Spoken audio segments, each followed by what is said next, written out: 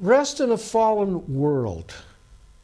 If rest was of value before the fall, the sin of man permeating man and his entire being, rest would certainly be of great or even greater value in a world of thorns and sweat and child labor and heartache and infiltration of sin in the human being and the human society. More than ever, we need rest now that we dwell in a fallen world. And God, in His insight, before the fall, established this day of rest because we would need it. And Lois, if you'll read again here from Genesis chapter 3, verses 17 through 19, after the fall. Cursed is the ground because of you. Through painful toil you will eat of it all the days of your life. It will produce thorns and thistles for you, and you will eat the plants of the field. By the sweat of your brow you will eat your food until you return to the ground, since from it you were taken. For dust you are, and to dust you will return. Again, Abraham Heschel has spoken very appropriately. He uses the illustration of an island which is like the seventh day, a day of rest, a day of detachment from things, from instruments and practical affairs, as well as of attachment to the Spirit. Imagine that we were all out swimming, and every day our work was to swim, to tread water, to stay afloat. And it'd be hard work. And we'd learn various strokes, the front crawl, as we swam in the water, all together. This was our work, our labor. And it'd be tiresome, so we'd learn how to float on our back, swim on our side. And day after day, this would happen.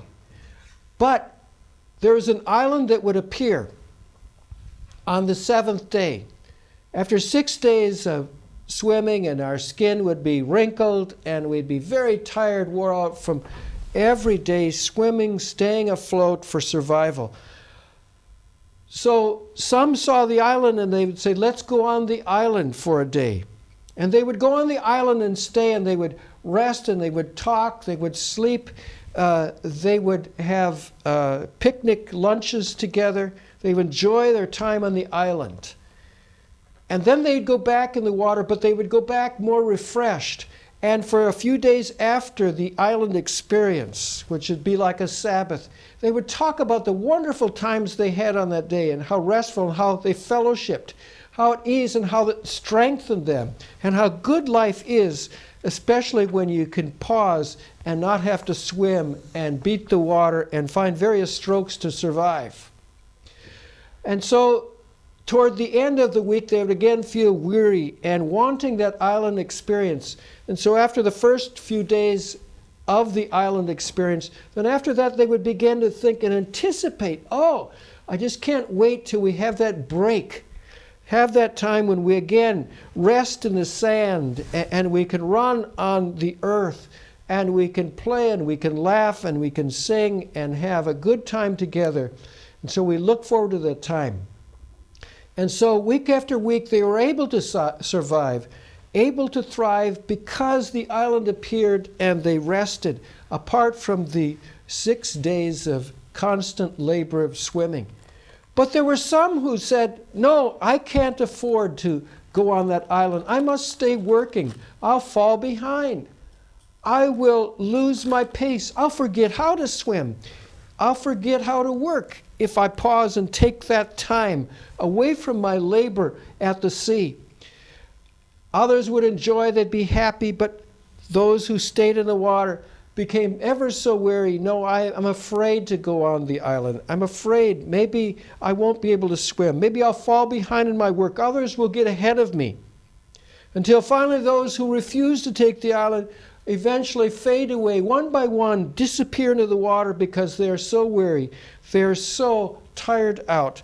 And it's so monotonous. Day after day, the same thing. Their skin would be wrinkled and eventually fade and fall and sink to the bottom of the sea.